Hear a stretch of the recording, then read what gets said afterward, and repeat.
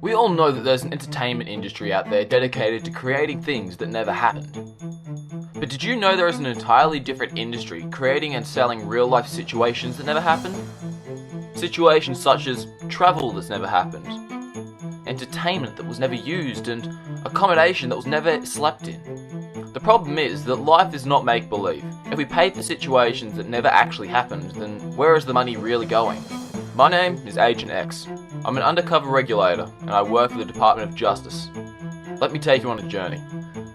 Meet Frank. Frank has just hired a third-party company, Looting Holdings. Frank works in Brisbane, and Looting Holdings works for him in Asia. Frank had used his company in his previous role at a competitor. He trusted them, and therefore didn't bother carrying out due diligence on them. What Frank didn't know is there is a new director running things, and now he likes to do things a little differently.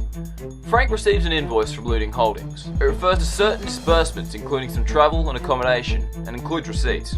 Frank checks the dates and figures on the receipts match up, and signs it off. He's pleased to get this paperwork off his desk. Unfortunately, he didn't go as far as checking that they actually went on the travel and used the accommodation that he was charging for. What Frank doesn't know is that these receipts were all completely made up. They look genuine, but they came from a less than genuine source. Let's go back in time to see what really happened. Meet Chet. He works for Looting Holdings in Asia and is responsible for looking after Frank's contract. Chet has been an online searching website called Taobao.com. This website doesn't just sell clothes and technology. It also sells forged travel receipts, forged lease receipts, forged waste material receipts, forged government invoices, and forged value-added tax receipts.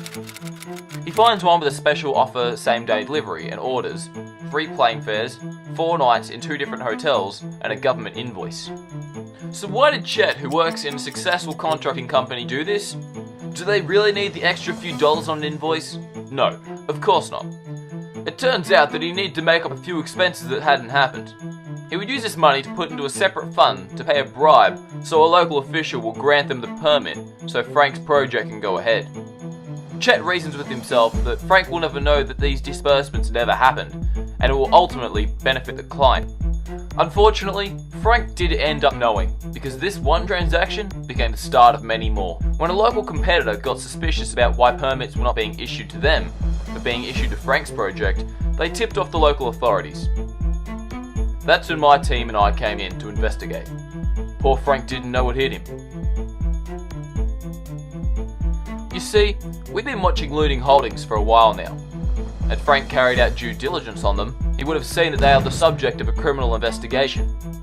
We've also been watching vendors who advertise fraudulent transactions on websites such as Taobao.com. They also advertise by text messages and through word of mouth. We can find an audit trail of people who have bought expenses that never happened from them.